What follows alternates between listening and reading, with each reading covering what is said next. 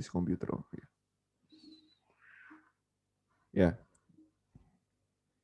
Jadi ujian akan dilakukan Selasa depan, Selasa malam. Kemudian tata caranya sudah di-upload. Intinya ada 2 jam untuk 4 soal dari bab 1 sampai bab 4. Tapi nggak menutup kemungkinan di masing-masing soal nggak hanya 1 bab saja, tapi terkait sama bab yang lain gitu. Kemudian ini lembar jawaban harus ditulis tangan di kertas A4 ya. Jadi yang menggunakan tab gitu-gitu harap perhatian jika ini ditulis tangan sekarang. Kemudian di-uploadnya sesuai link. Jadi kalau yang ya udah mirip kayak inilah, kayak Thermodas semester kemarin aja. Terus penamaan file juga kayak gini. Jangan sampai salah lah. Ini agak nyusahin soalnya kalau pas sorting file. Satu soalnya 25 menit, kemudian upload 10 menit. Nah, ini kan ditulisnya ngomong via WA ya, via WA ke dosen. Tapi kalau ke kelas ini, tolong via chat MS Teams aja dulu. Soalnya kalau WA itu saya lebih sering ketumpuk daripada chat MS Teams. Ini aja anak-anak MS Teams masih kelihatan track record-nya. Saya kan kuliah Gamtek juga nih. Wah, anak-anak TPB ngaco ya. Jadi saya suruh upload, rentang uploadnya jam berapa kemarin? Jam 5 pas sampai 5.10 gitu. Itu pada komplainnya jam 5.12, 5.13. Pak, nggak bisa ngupload, Pak. Lah, gimana? Duh, adik-adikmu. Ntar kalau masuk himpunan di Jawa aja ya. Nah, Jack, kasih terus, tahu Jack. nah, Oh, itulah. Jason itu Jason.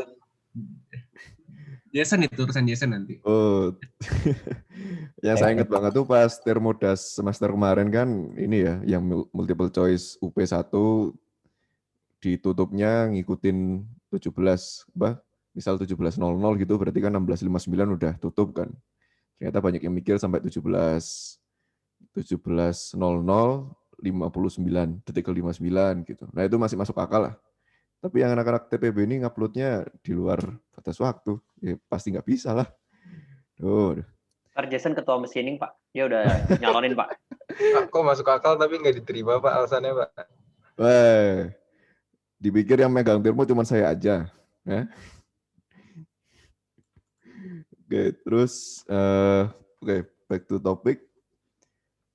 Dipotong sebesar 30% kalau kayak gitu-gituan ya, kalau lewat dari 10 menit gitu. Tapi kalian Thermodas belum dapat nilai detail per UP-nya ya. Ngoreksi mati-matian itu. Sudahlah. Yang lalu biarlah berlalu. Kemudian sifatnya open book dan jangan menyontek begitu. Atau menyontek apa mencontek yang benar. Jadi jika ada pelanggaran nilainya E, langsung E. Jadi kalau terbukti langsung E saja, nggak perlu tadi ngaling-ngaling. Dan ya saya harap sudah udah cukup belajar dari semester 3 kemarin untuk angkatan 2019 ya. Ya intinya kalau dapat sesuatu yang bukan dari hasil sendiri, tapi itu diklaim sebagai pekerjaan sendiri kan tidak barokah gitu. Nah ini coba saya demonstrasikan kalau ada masalah upload gitu-gitu. Kalau masalah upload kan tinggal kalau saya pakai Windows berarti kan tinggal di print screen terus dipastekan di Paint gitu ya. Tapi kalau saya sekarang pakainya adalah ya Windows. Apaan? Atau Windows Shift S gitu. Terus saya nge-screenshot ini. Terus buka di Paint. Nah, udah jadi kan. Jadi kalau kelihatan nggak bisa upload, terus berarti harus kelihatinnya sampai ke pojok kanan bawah. Gitu ya. Pojok kanan bawah kan kelihatan nih. Si 153 gitu. Soalnya masih banyak yang komplainnya pakai foto kalau pengalaman termo, terus barusan Gamtek gitu-gitu. Jadi susah juga kalau ngelihatnya pakai foto, langsung di screenshot satu halaman. Gitu. Kemudian kalau yang ada masalah pilihan ganda, itu tinggal kalau pakai Chrome, semoga bisa ya. Jadi titik 3, terus ini print, save as PDF, bisa nggak ya save as PDF? Atau nggak bisa? Saya punyanya ini sih. Ini aplikasi ads gitulah. Jadi dia bisa nge-screenshot satu halaman penuh. Jadi saran saya mulai sekarang bikin pop up kayak gini lah, nambahin pop up kayak gini gitu. Gitu. Ya ini saya nggak hafal juga nih. Oke, terus oke, ada pertanyaan untuk kuis, untuk ujian minggu depan? Jadi sampai bab 4 ya, Pak? Apa? Soalnya kalau di yang waktu pertama kali diinfoin UTS itu sampai bab 3. Gimana? Jadi sampai bab 4 sampai kinematika ya. Soalnya kalau waktu yang pertama kali Bapak kasih tahu cuma sampai bab 3 dinamika fluida. Oh, sampai bab 4. Iya ya, saya nulisnya sampai bab 3 ya. Saya pakai share seluruh dari koordinator juga sih itu dari silabus. Ya, sebelum kita lanjut, saya agak kaget juga nih. Ya, kaget dan ya pastinya percaya kalian mengerjakan sendiri lah. Terus kok nilai rata-ratanya 50. Saya pikir bisa di atas 80 loh. Karena semuanya full dari buku nih. Jadi coba kita bahas yang banyak salah aja deh. Jadi yang pertama, prinsip utama dinamika fluida 96%. Benar ya? Ya pakai hukum kedua Newton, sigma F sama dengan MA. Kemudian asumsi untuk penurunan persamaan Bernoulli. Nah ini enggak ada 5 orang yang kecilek, jangan ada efek viskos. Jadi kalau ada efek viskos tidak bisa, penurunannya tidak sesederhana itu gitu. Terutama di penjabaran profil percepatan nantinya. Kemudian berat fluida ini ada 11 dari 70, ada 77% yang benar. Nah, ini gaya berat tetap dimasukkan ya dalam penurunan Bernoulli itu. Jadi kalau ingat ini kan si skemanya tuh. Jadi dilibatkan semua gaya-gaya yang ada di sini dilibatkan, baik itu gaya permukaan maupun gaya gravitasinya dia gitu. Ini pertanyaannya malah belum ke arah gaya ini loh, gaya shear stress. Kalau di sini shear stress-nya masih diabaikan dulu. Gitu. Kemudian 6% answer this question correctly. Ini cuma 6% nih. Jadi untuk menyelesaikan hukum kedua Newton terhadap streamline pada fluida compressible. Jadi poinnya compressible bukan incompressible. Jadi ada bagian ini normal terhadap streamline ya. Jadi kalau lihat di buku ini kan yang persamaan yang ini nih. Jadi sebenarnya sudah ketahuan juga yang bagian yang persamaan atasnya nih 3.11. Perubahan densitas terhadap tekanan. Ini ya, perubahan densitas terhadap tekanan. Oke. Sebentar, perubahan densitas terhadap tekanan. Kok nggak saya benerin? Perubahan densitas terhadap tekanan. Oh ya, sorry. Ini saya edit aja. Ini gini nih. Perubahan densitas terhadap tekanan. Ya, cuma nambah 0, sekian. Perubahan kecepatan terhadap radius, ini ya, V kuadrat per R. Jadi pasti ada fungsi V nanti. Perubahan tekanan atmosfer terhadap ketinggian, ini nggak included di sini. Perubahan arah kecepatan terhadap streamwise, ini terkait si dn-nya. Jadi dn ini vektor garis normalnya gitulah. Gitu. Jadi 3 jawaban ternyata masih 6% yang benar. Kemudian head ini 77% dinyatakan sebagai massa. Jadi yang benar sebagai panjang ya, salah ini. Sebagai panjang. Jadi satuannya head itu meter. Ya, yang tadi itu bukannya perubahan densitas terhadap tekanan kan, tapi yang di rumus 3.11 itu bukannya perubahan tekanan terhadap densitas, apa sama aja? Perubahan tekanan terhadap densitas atau perubahan densitas terhadap tekanan. Jadi kalau masih ingat yang bab 1 itu yang variasi ketinggian apa namanya? Ketinggian permukaan bumi kita gitu loh. Jadi kan beda ketinggian akan beda tekanan kan ya. Oh, oke. Itu kalau dari atmosfer. Tapi kalau dari sisi kecepatan fluida dan dari sisi apa namanya? dari sisi kepadatan fluida. Kalau kompresibel itu semakin tekanannya semakin besar, maka densitasnya akan semakin mengecil gitu. Densitasnya akan membesar. Gitu. Jadi yang penyebabnya adalah tekanan. Jadi densitas itu efeknya gitu. Oke. Kasih, Pak. Ya. Penggunaan persamaan Bernoulli semakin kecil, penampang streamline, maka kecepatan fluida akan meningkat. Ini tidak cukup informasi ya, karena di persamaan Bernoulli kita masih perlu ada informasi tekanan. Gitu. Jadi nggak cukup dengan luas penampang aja. Kemudian tekanan stagnasi, oke lah, banyak yang benar. Kondisi free jets, banyak yang benar. Prinsip Pak, alat ukur.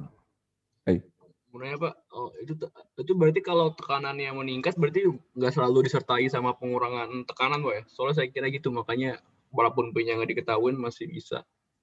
Gimana? Yang pertanyaan yang mana nih? Yang menggunakan persamaan Bernoulli semakin kecil penampang dalam satu streamline, kecepatan akan meningkat. Itu saya pikir awalnya karena kalau pas kecepatan meningkat, itu kan secara sama kayak A1 V1 A2 V2, habis itu pas kecepatan meningkat kan biasanya kan tekanan kan turun Pak ya. Nah, Saya kira karena udah kayak gitu jadi kayak udah cukup gitu. Walaupun nggak ada angkanya gitu Pak. Iya, kurang. Jadi nggak selalu P1 sama dengan P2 gitu. Bisa saja P1-nya lebih besar atau lebih rendah gitu. Tuh, kecuali kalau P1 sama dengan P2 baru cukup informasinya. Bisa dicoret lah ya, caranya gitu. Kalau ada syarat tambahan ya Pak, yang tadi P1 lebih besar dari P2? Ya, yang P1 sama dengan P2 sih. Makanya bisa dicoret di sini. Oke, lanjut ya. Jadi kemudian si alat ukur laju aliran uap di sini penurunan tekanan statik, penurunan tekanan stagnasi. Jadi lebih ke arah tekanan statik daripada stagnasi.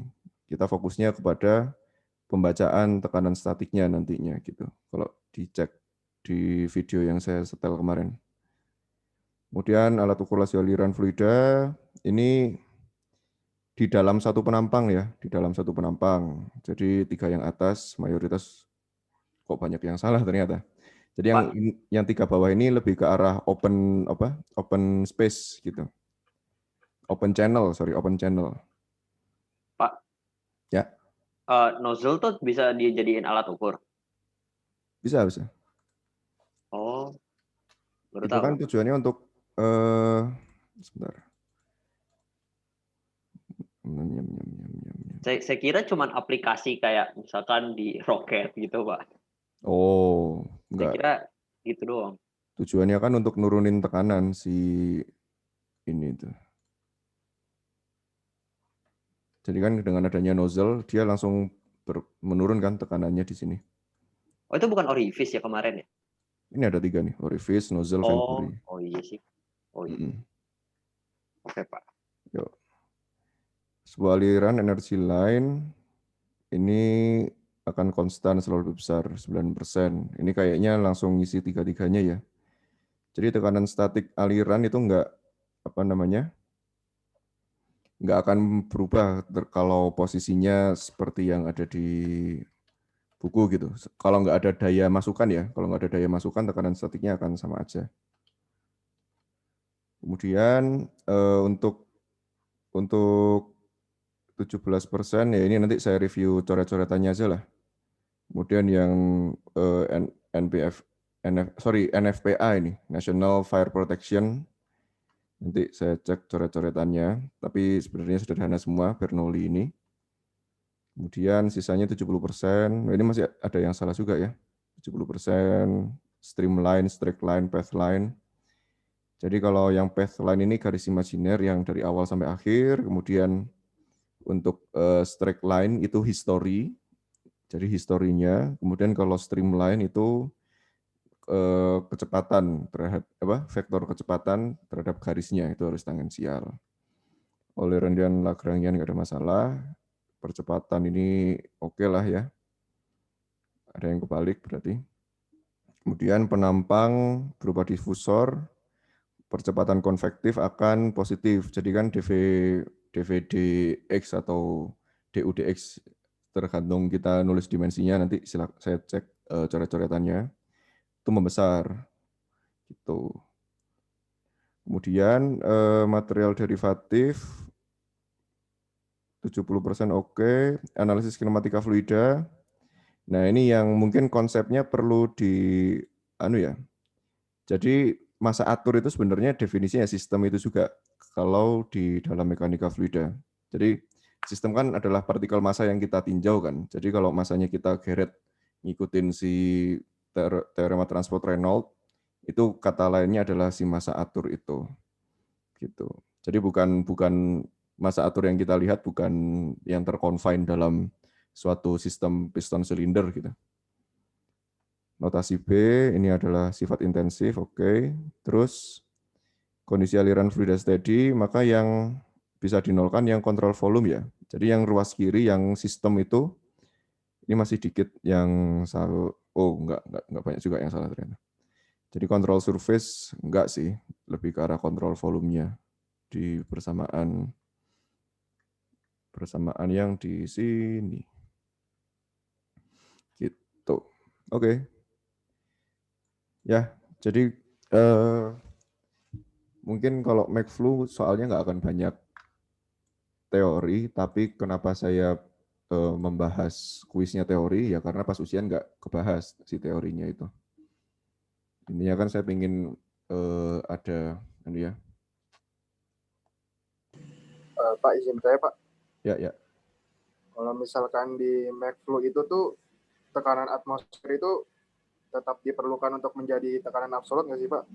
Seperti Tetap. di termodinamika kan kalau ditanya tekanan absolut, dia bakal ditambah dengan tekanan atmosfer Pak. Apakah di McFlu juga seperti itu Pak? Soalnya saya lihat di buku, dia diasumsikan kalau atmosferik itu langsung 0 gitu Pak, jadi langsung menghitung gauge-nya. Jadi kalau McFlu yang ngomongnya kayak gitu itu biasanya udah direlatifkan. Jadi relatif dari sisi upstream sama downstream gitu loh. Jadi kalau upstream downstream itu terkoneksi sama-sama terpapar dengan atmosfer. Jadi si PATM-nya bisa dihilangin. Intinya gitu. Oh, baik, terima kasih Pak. Tapi amannya kalau memang nggak ada kayak gitu, tanyakan saja ke pembuat soalnya atau nanti pas ujian nanti ya. Tapi kalau pas di kasus di lapangan itu perlu dikonfirmasi juga apakah itu pembacaan di alat ukur atau sudah dikonversi ke tekanan absolut. Ini ya kan pas nanti kita di lapangan jangan sampai salah kan. Kalau salah itu pengaruhnya ke sifat-sifat fluida yang kebaca jadi ngaco aja. Gitu. Pak izin bertanya Pak, berarti kalau ujian kalau misalnya keterangannya kayak gitu nih Pak, habis itu misalnya pembuat soalnya ditanya nggak ada respon Pak, berarti kalau kita pakai asumsi misalnya tekanan yang kita hitung tekanan gauge gitu boleh Pak? Boleh aja, boleh. Oh, oke, siap, makasih Pak. Ya. Pak, yuk. Saya sedikit lupa yang waktu itu geothermal itu sih Pak, yang tadi statik itu saya cuma ingatnya pokoknya ada heat loss selama perjalanan aja. Itu gimana ya Pak? Boleh dikit ya Pak? Mungkin videonya udah hilang entah kemana nih. Pakai buku aja ya.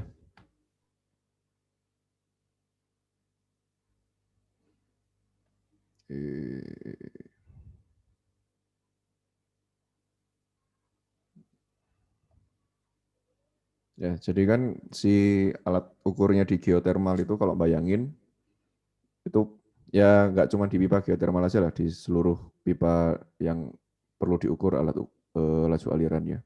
Itu tuh biasanya ada 2 tapping di situ. Ada tapping titik 1, kemudian ada tapping titik 2. Jadi tapping ini terkoneksinya ke pressure transducer, kemudian di antaranya itu tuh ada namanya tergantung itu apakah dia orifice bentuknya atau nozzle atau senturi. Jadi itu semacam ini kalau ngelihat penampang gitu ya, itu tuh fluidanya diganggu alirannya. Jadi diganggu seperti yang ada di gambar di sini. Jadi kan tekanannya akan langsung hilang secara signifikan ya. Jadi karena penampangnya mengecil, jadi kecepatannya meningkat. Jadi yang tadi di kuisnya itu saya tulisnya kecepatan menurun memang untuk diperhatikan. Jadi memang tekanannya akan menurun di sini. Jadi kan kita punya P1 dan P2. Nah, P1 dan P2 ini diturunkan nantinya ke persamaan Bernoulli, di mana si posisi Z-nya kita hilangkan, karena kita asumsinya melihat ke streamline. Kemudian, sebentar, yang chat di MS Teams akan saya balas nanti ya. Jadi ini kalau menggunakan persamaan kontinuitas, kita punya definisi dari debit, flow rate, itu adalah A1 kali V1. Nanti ini bisa dimasukkan ke persamaan yang di atas. Jadi kita bentuknya jadi P1 kurangi P2, kemudian A2-nya kurang dari A1, jadi kan kecepatannya meningkat ya. Jadi tinggal dimasuk-masukin aja, nanti si key-nya bisa kita pisahkan ke kiri. Tapi intinya gitu, intinya kita membuat si P2-nya itu lebih rendah daripada P1. Jadi biasanya dia bisa mengurang sekitar setengah sampai 1 bar gitulah. Gitu. Nah ini kalau saya ngomong kayak gini berarti kan apakah dia absolut atau gauge nggak penting kan? Yang penting kan deltanya kan. Gitu. Jadi kalau kita punya satu plan besar gitu ya, ini pembangkit listriknya, PLTP-nya, kemudian sumurnya ada banyak dari macam-macam tempat gitu. Nah, kita pengennya baca laju aliran di sini, sama di sini. Wah, padahal di sini yang dihasilkan cuma 8 bar, turbinnya bisa operasinya di 6 bar gitu. Jadi kalau kita terlalu banyak masang flow meter, itu bisa bisa losses sampai 1,5 bar nih sepanjang pipa. Itu yang nggak diinginkan. Jadi gimana kita perlu memasang orifice di posisi-posisi yang diperlukan aja. Misal ini kan nggak selalu langsung ke pembangkit nih, ini menyatu dulu ke sini, terus nanti menyatu lagi dari sumur yang lain, baru ke pembangkit, baru di sini ada alat ukur laju aliran lagi gitu. Gitu. Tapi pasti yang keluar dari sumur selalu ada alat ukur laju aliran. Cuman kalau di sepanjang jalan ini biasanya dianggap ada losses kira-kira sekitar plus minus 2% lah, itu masih dimaafkan gitu. Jadi alat ukur yang dekatnya PLTP ini nanti kebaca dia berapa flow rate-nya, berapa ton per jam gitu. Terus kalau dari hasil penjumlahan ternyata dia nggak sampai 5% ya plus minus 2% itu udah dianggap nggak apa-apa gitu. Paling lossesnya ada bocor-bocor dikit gitu-gitu. Tapi kalau lossesnya lebih dari 5%, itu perlu kita runut si pipanya ini. Harga ngerunut sama harga masang orifice itu lebih murah harga ngerunut pipa dan memperbaikinya di saat itu. Karena kalau kita pasang orifice di beberapa titik, nanti akan jadi banyak rugi tekanannya gitulah. Berarti ini tuh konsepnya nggak cuma di geothermal aja dong, at least pipa lah maksudnya. Ya. Konsepnya untuk semua hal gitulah.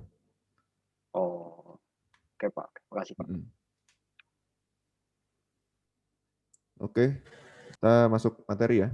Jadi kita slow aja lah. Ini ternyata finite volume untuk finite volumenya bisa untuk 2 minggu.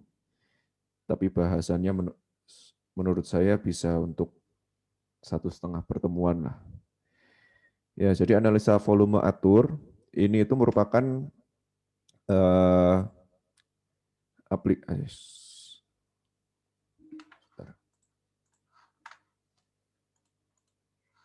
Sebentar.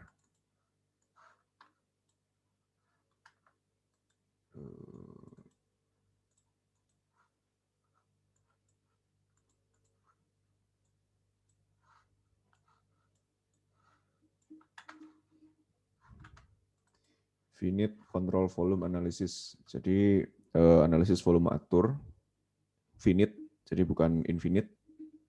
Kenapa finite? Karena kalau kita infinite pendekatannya nggak akan susah ya. Jadi perlu kita kecil-kecilkan dulu. Jadi analisa volume atur ini merupakan aplikasi dari persamaan,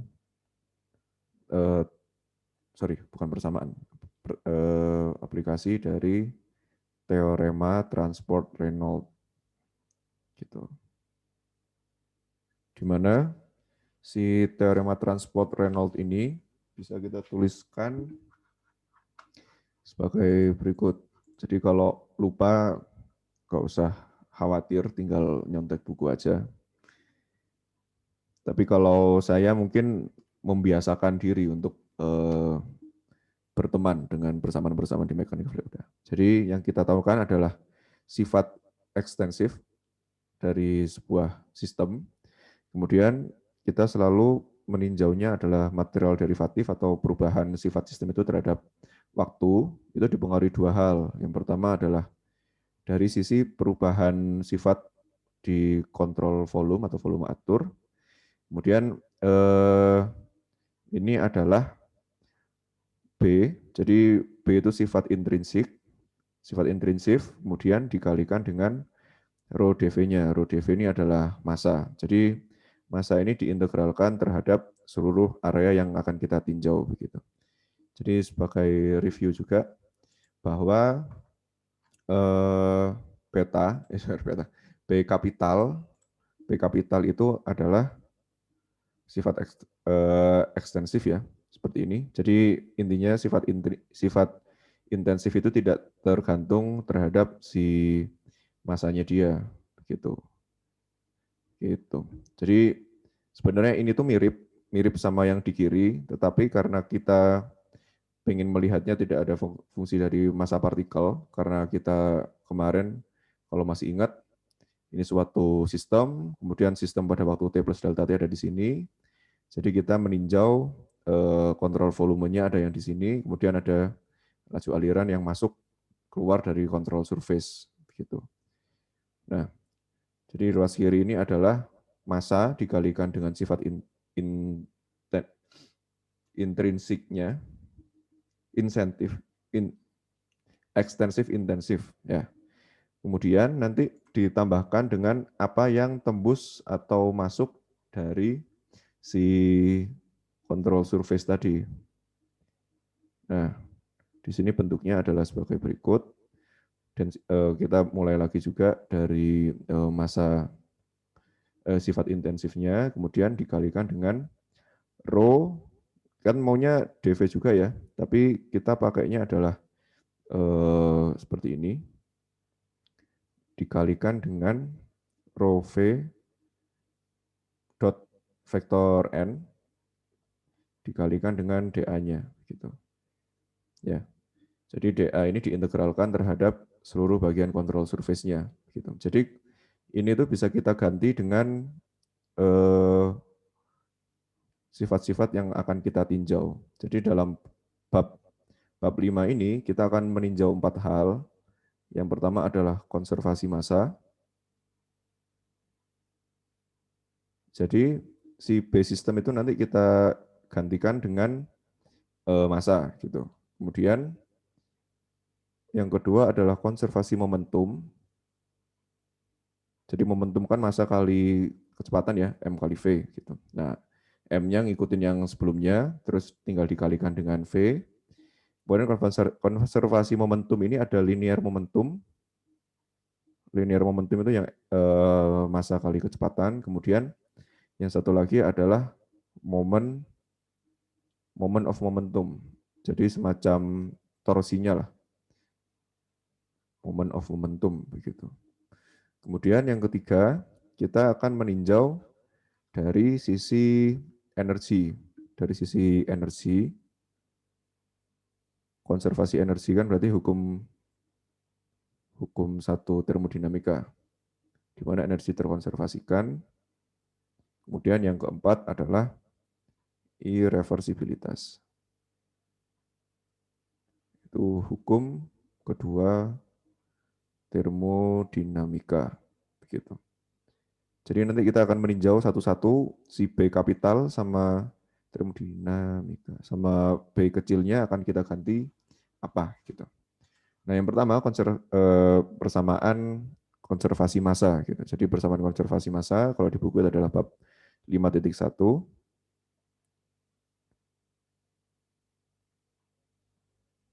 Ini persamaan yang di atas perlu kita ingat-ingat, nggak usah ingat-ingat, ya kita jadikan kitabnya dulu lah, si teorema transport Reynolds ini.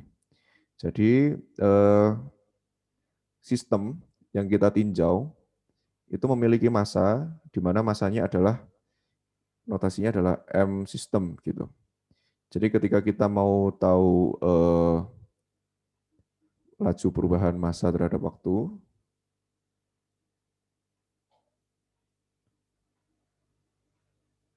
itu menjadi dm sistem terhadap dt gitu. Nah, ini di fenomena apapun pasti besarnya sama dengan 0 karena massa itu terkonservasi. Jadi apa yang masuk ke sistem pasti akan sama dengan yang keluar dari sistem. Sorry, saya kecampur-campur ya karena termodinamika. Jadi apa yang kita tinjau itu pasti akan sama terus walaupun nanti ada reaksi kimia gitu ya, yang awalnya cuma 1 kilo, terus nambah jadi 2 kilo karena ada reaksi eksotermis, ngelepas energi, terus masanya nambah, nggak mungkin kayak gitu. Jadi pastinya massa itu terkonservasi, nggak akan berubah sepanjang waktu gitu. Jadi kalau secara totalnya 1 kilo ya akan tetap 1 kilo aja. Ada lepas energi, paling densitasnya aja yang mengecil gitu. Jadi dia terekspansi gitu-gitu. Jadi persamaan conservation of mass itu dinyatakan sebagai dm sistem terhadap dt itu sama dengan 0 gitu. Di mana m sistem itu sendiri kalau kita meninjau secara infinite small itu sama dengan massa sama dengan rho v ya, rho v, tapi karena kita untuk infinite small jadi kita jadikan parsial dv, kita integralkan terhadap sistem. Ini adalah persamaan 5.2 jika di buku, di sini adalah persamaan 5.1. Nah, dari sini kita bisa masukkan dm sistem dt itu mensubstitusi yang di ruas kiri. Nah, berarti kan B kapitalnya adalah apa? B kapitalnya kan B kecilnya adalah B kapital dibagi dengan massa gitu. Nah, padahal B kapitalnya adalah massa. Jadi massa dibagi massa sama dengan 1. Jadi si B-nya ini akan sama dengan 1 untuk kasusnya si conservation of mass gitu. Jadi persamaan transport Reynolds-nya akan saya tuliskannya di nggak usah dituliskan. Saya lihat seperti tadi. Maka dm sis dt itu sama dengan perubahan waktu pada volume atur. Jadi kan B kecil dikalikan rho dv ya. Jadi ini tinggal sisa rho dv saja. Kemudian ditambahkan untuk seluruh control surface, B kecilnya kita hapus, kali vektor kecepatan, lalu kali arahnya, dan integral dA. Gitu. Dan ini akan sama dengan 0. Jadi ini adalah persamaan konservasi massa menggunakan pendekatan teorema transport Reynolds. Gitu. Jadi secara sederhananya sebenarnya tinggal m.in sama dengan m.out kan. Nah, tetapi di sini kita bisa meninjaunya seperti ini. Kalau m.in-nya lebih kecil daripada m.out, berarti kan ada perubahan ddt di dalam kontrol volumenya gitu. Tapi kalau dt-nya sama dengan 0, berarti ini bagian ini harus sama dengan satu sama lainnya begitu. Jadi definisinya dari laju perubahan massa terhadap waktu itu adalah dm sis dt, kemudian di sini ini menyatakan laju perubahan massa pada konten atau pada apa ya? Pada cakupan kontrol volume atur gitu. Jadi kalau misal seperti ini ya, seperti nozzle gitu, kemudian volume aturnya seperti ini. Nah, pada waktu T plus delta T, waktu T, dia kan volume atur dengan massa itu sama, mengoccupy area yang sama. Tapi ketika dia T plus delta T, maka dia akan seperti ini ya, akan bergeser ke kanan. Nah, apakah si CV-nya ini akan ada perubahan? Begitu. Itu yang maknanya si do dt-nya. Kemudian kalau yang di sini, untuk yang di ruas kanannya, ini adalah laju massa, laju aliran massa melalui control surface net gitu. Jadi ada net, berarti kan kalau control surface-nya seperti itu tadi ya, kemudian bisa masuk dari kiri, keluar dari kanan, jadi tinggal diinikan aja, disesuaikan. Tapi jangan lupa kalau plus itu adalah outward atau keluar dari sistem yang kita tinjau, kemudian minus ini adalah inward begitu. Ya. Jadi agak kebalik dari yang termodinamika. Kenapa plus bisa outward? Karena seperti vektor. Jadi kalau kita meninjaunya seperti ini, dari sebuah permukaan itu arah vektornya akan seperti ini, n positif. Kemudian jika velocity-nya ke arah sini juga, maka perkaliannya akan positif. Sedangkan jika kecepatan masuk, kemudian dari sisi masuknya adalah ini negatif, karena permukaannya dari sisi kiri, maka ini akan negatif hasilnya gitu. Gitu. Kemudian penyederhanaannya, jika aliran steady, itu maksudnya adalah sifat-sifat pada poin yang ditinjau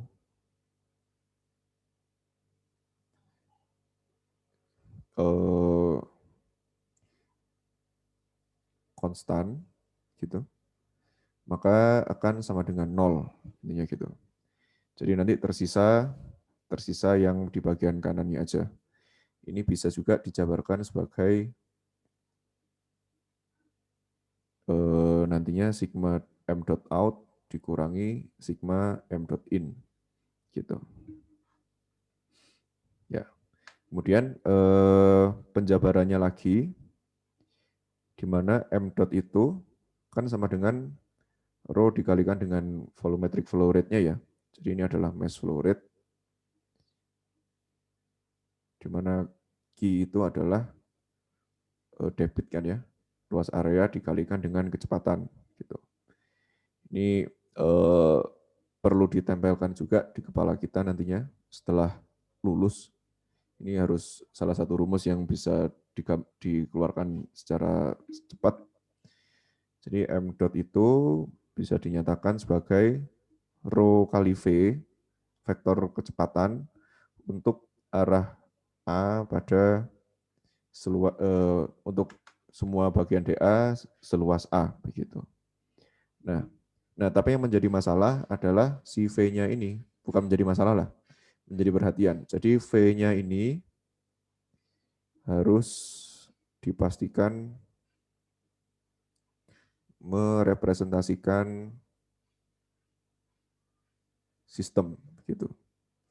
Jadi ada kalanya pipa itu kan seperti ini. Nah, yang kita ukur nanti kecepatan, padahal profil kecepatannya yang ideal kan seperti ini. Tetapi yang nyatanya profil kecepatan itu pasti akan seperti ini kalau kita mempertimbangkan efek viskos. Jadi yang ada du dy ya. Jadi tahu sama dengan mu du dy gitu. Nah, ini kalau kita membaca kecepatannya di sini, itu pasti akan berbeda dengan ketika kita membaca kecepatannya di sini, begitu. Jadi V di titik 1 dan V di titik 2 itu tidak sama. Oleh karenanya kita perlu mengintegralkan terhadap seluruh areanya, gitu. Dan biasanya ini nanti bisa menjadi representatif velocity gitu lah. Jadi yang sudah parabola gitu, nanti bisa kita jadikan luas areanya sama seperti, tapi ini besarnya ini dan ini sama gitulah. Makanya itu adalah V rata-rata. Jadi rumus untuk V rata-rata ini bisa dituliskan sebagai berikut. Jadi ini kecepatan representatif.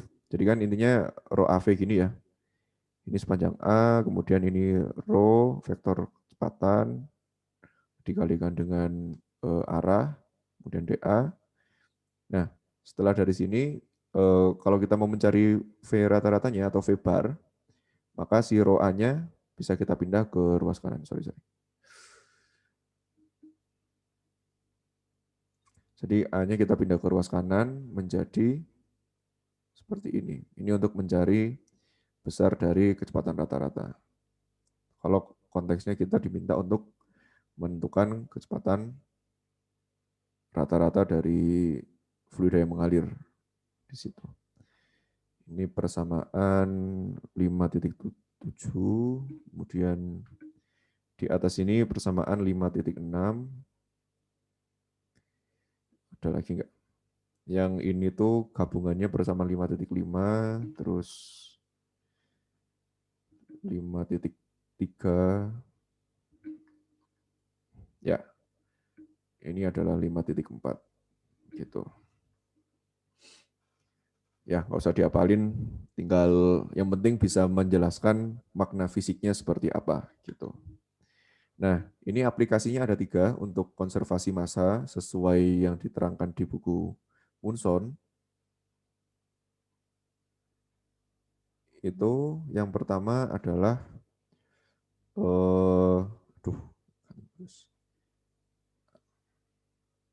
yang pertama adalah fixed non-deforming control volume. Jadi fix, jadi kontrol volumenya tetap dan tidak terdeformasi. Gitu. Nah, jadi kalau udah seperti ini, bagaimana? Maksudnya seperti apa? Maksudnya ya seperti yang sudah yang kita bahas sebelum-sebelumnya gitu. Tapi ada kasusnya ketika yang kasus keduanya itu adalah dia moving, CV kontrol volumenya bergerak, dan tidak terdeformasi. Ini kasusnya seperti yang pada penjelasan minggu kemarin. Jadi kalau kita meninjau sebuah turbin gitu ya, jadi turbin kalau tampak depannya akan banyak sudu-sudu seperti ini. Kemudian ini kan akan berputar pada porosnya dia sendiri. Nah, kalau fluida lewat, maka yang akan kita tinjaukan seperti ini. Tapi tetap di sini aja, kontrol volumenya tidak terdeformasi, tetapi dia akan bergerak. Jadi pada waktu T plus delta T, posisinya akan di sini gitu. Padahal kan arah kecepatannya bisa terbelokkan gitu. Nah, nanti ini terkait juga ke persamaan kekekalan momentum gitu. Ini terkait kontrol volume yang bergerak dan tidak terdeformasi. Terus yang terakhir adalah kontrol volumenya dia terdeformasi.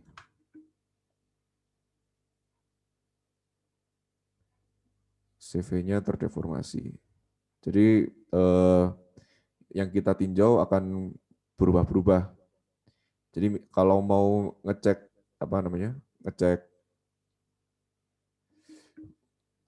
kalau di buku itu contohnya suntikan. Jadi kalau suntikan seperti ini gitu. Nah, begitu kita tekan ke T plus delta T, maka kalau kita meninjau volume aturnya ada tetap seperti yang di awal, jadi kurang relevan. Jadi biasanya volume aturnya akan kita kecilkan juga begitu.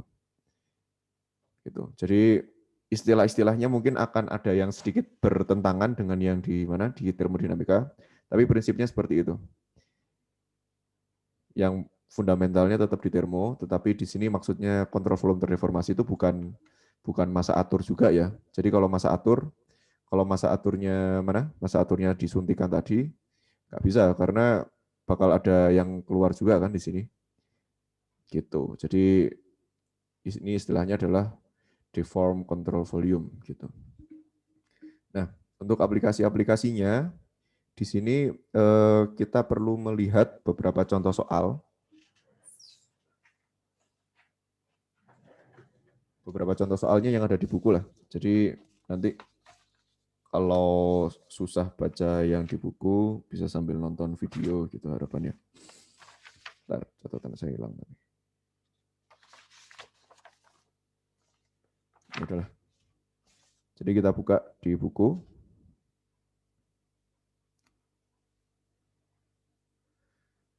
Oh, pas. Jadi contoh pertama ini adalah konservasi massa untuk aliran yang steady. Jadi udah tahu steady, kita bisa hilangkan yang dot-nya. Kemudian incompressible flow. Jadi densitasnya terkonservasi gitu ya, tetap sama.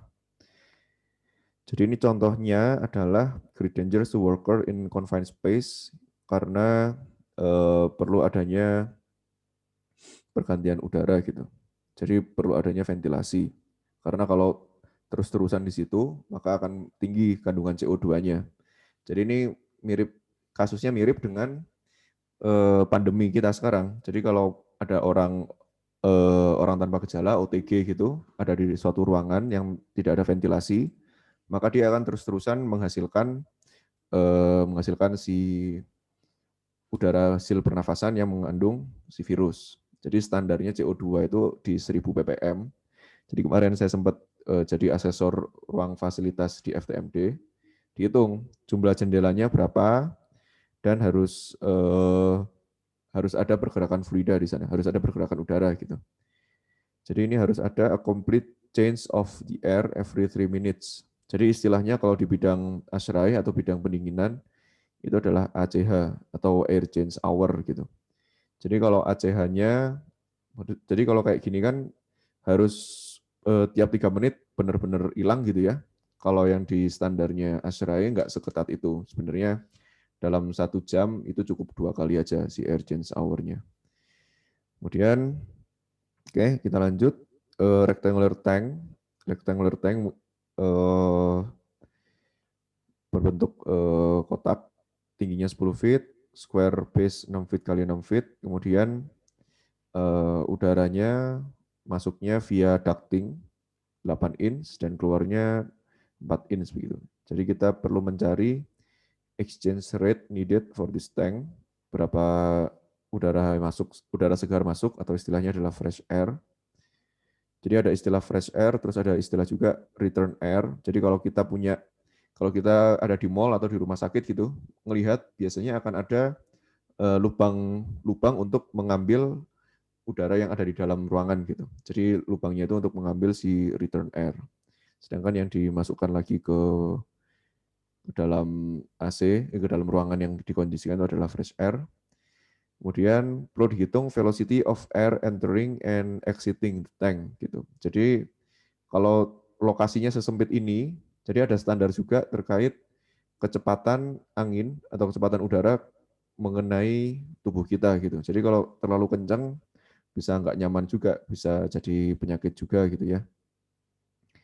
Jadi penurunan rumusnya kita pakai yang sederhana, jadi yang di control surface-nya bisa sesimpel rho AV saja, kemudian dot-nya seperti ini, karena dia masa terkonservasi, maka ruas kanannya sama dengan 0 gitu. Kemudian karena dia di sini adalah volume aturnya tidak berubah, gitu, maka kondisinya steady, maka kita bisa anggap yang di sini adalah sama dengan 0.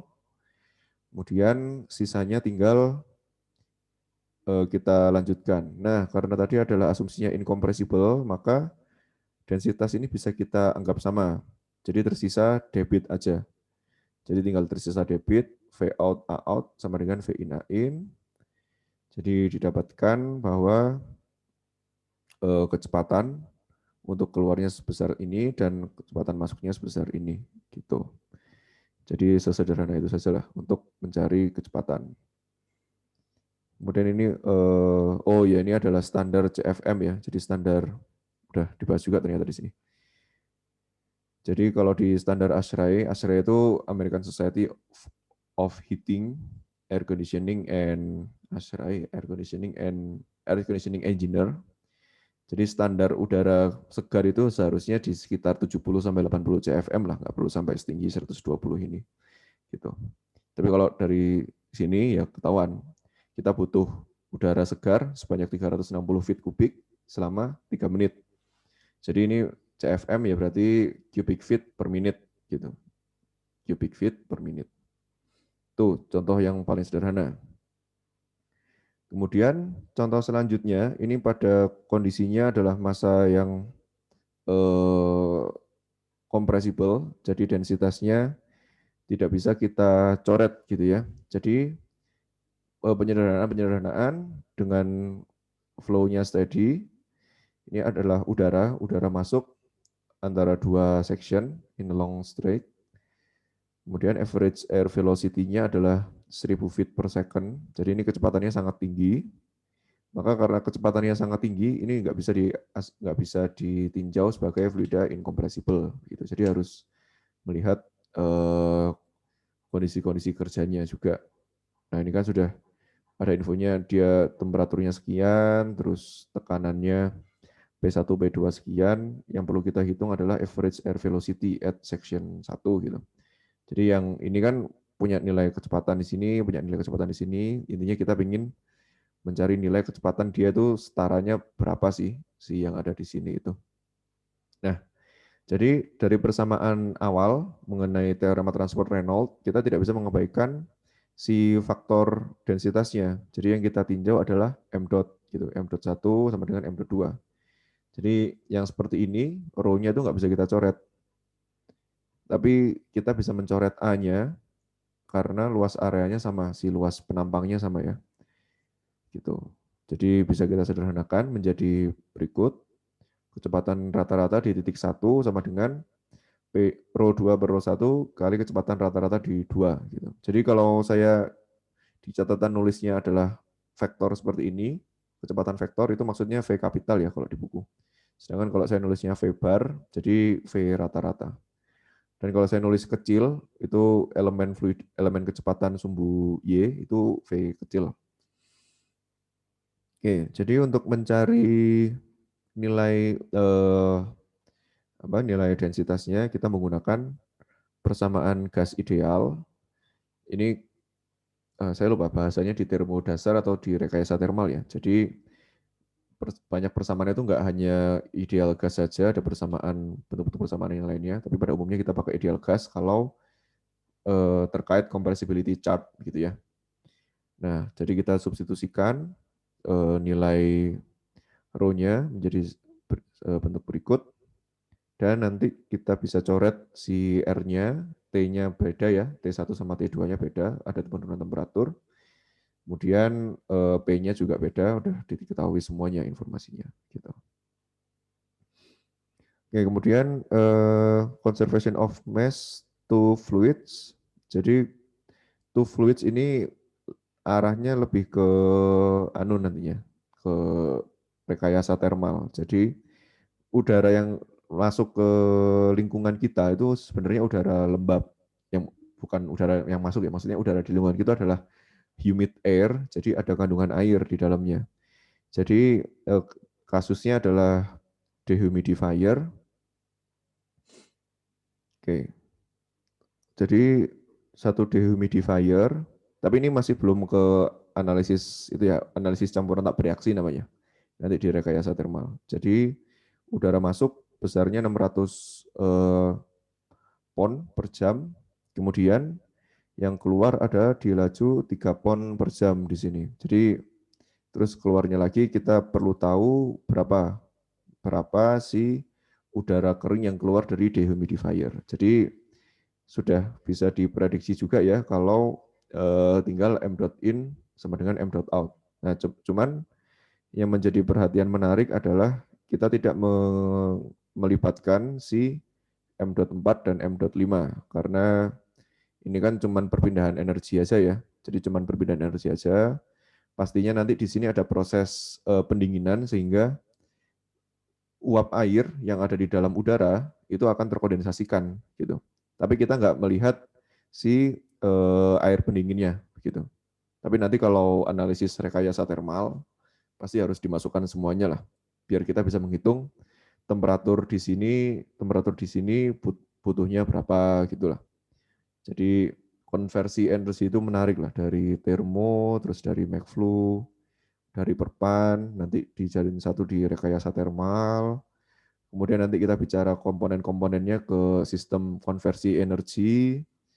Kemudian ini juga teraplikasikan di praktikum fenomena dasar mesin yang sekarang kelas kalian sedang ikuti, jadi SKIFDM. Terus nanti salah satu implementasinya ke pengujian prestasi mesin. Jadi gimana kita bisa mengevaluasi sifat-sifatnya pembangkit listrik, gitu-gitulah. Ya, oke, jadi balik lagi ke sini, tinggal kita pisahkan aja M.nya. Tapi M.4 sama M.5-nya nggak usah dimasukkan. Tinggal dapat yang diketahui seperti ini saja. Nah, ini kalau mau kontrol volumenya sampai cooling coils, bisa saja dibentuk seperti ini, seperti pendekatan termodinamika. Tetapi penting nggak penting karena M.4 sama M.5 juga saling menghilangkan nantinya. Gitu. Kemudian ini terkait non-uniform velocity profile. Kalau tadi kan sudah simple ya. Kalau non-uniform berarti ini masuknya, ini rata-rata kayak gini, fluida yang ada di dunia ini. Jadi masuk ke penampang itu biasanya terdistribusi merata seperti ini. Kemudian keluarnya akan punya distribusi, punya persamaan U2. Jadi U2 itu kan besar U di titik 2, di section 2. Itu sama dengan Umax, kemudian dikalikan fungsi sesuatu gitu. Jadi kalau R sama R-nya apa namanya? Ini kan R-nya angka ya, terus R-nya ini yang dari kecil membesarnya gitu. Jadi kalau R-nya sama dengan 0, R kecilnya sama dengan 0, maka U2 sama dengan Umax. Tapi kalau R-nya sama dengan R kecilnya sama dengan R kapital, maka Umax U2-nya sama dengan 0 gitu. Karena 1 dikurangi 1 sama dengan 0. Nah, ini pendekatannya seperti apa? Jadi pendekatannya tinggal kita bedakan untuk di sisi 1 karena dia sudah jelas seragam, bisa jadi rho AV biasa. Tapi jangan lupa di sini masuk, jadi notasinya adalah negatif. Di sini notasinya negatif karena dia masuk ke apa yang kita tinjau, sistem. Kemudian yang di sisi 2, ini bisa kita jabarkan ke persamaan di atas. Gitu. Jadi persamaan ini kita masukkan. Untuk DA-nya bisa kita jadikan 2πr dr. Kemudian untuk V-nya bisa kita jadikan U2. Nanti U2-nya nanti kita substitusikan ke persamaan berikut gitu. Jadi tinggal kita temukan dua persamaannya sama dengan 0, maka nanti kita bisa mendapatkan fungsinya. Jadi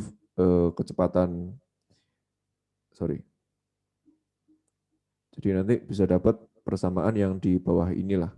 Gitu. Tinggal ini nanti dipindah ke ruas kanan, terus R kuadratnya saling mencoret gitu-gitu, nanti hasilnya akan sama dengan ini. U max-nya sama dengan 2U kapital, U yang masuk gitu. Ya ini. Ini yang kayak gini tuh penting untuk dibahas di perpindahan panas karena kita itu perlu meninjau sifat-sifat terhadap fungsi kecepatannya masing-masing gitulah. Gitu. Nanti di perpindahan panas akan sangat penting yang hal seperti ini. Oh, udah jam segini lagi kan ya. Oke, jadi untuk yang sekarang masih yang sederhana-sederhana. Untuk unsteady ini contohnya. Sebentar. Ini kita bahas Kamis besok aja lah. Gitu ya, kalau bahas banyak contoh soal jadi nggak selesai. Oke, jadi nanti Kamis depan akan kita masuk ke contoh yang belum terbahas. Kemudian moving, non-deforming ini pakai prinsip yang sama nantinya. Kita punya kecepatan absolut dari partikelnya, kemudian kita punya kecepatan dari volume atur yang bergerak, maka kecepatan relatifnya adalah W kapital. Jadi seperti pada bab 4, kita perlu mengganti vektor kecepatan dengan W kapital begitu. Jadi kita ganti, kemudian diturunkan seperti biasa. Prinsipnya sederhana, ini kalau seperti pesawat pesawat punya kecepatan, jadi kan akan punya kecepatan relatif gitu. Jadi udaranya diam,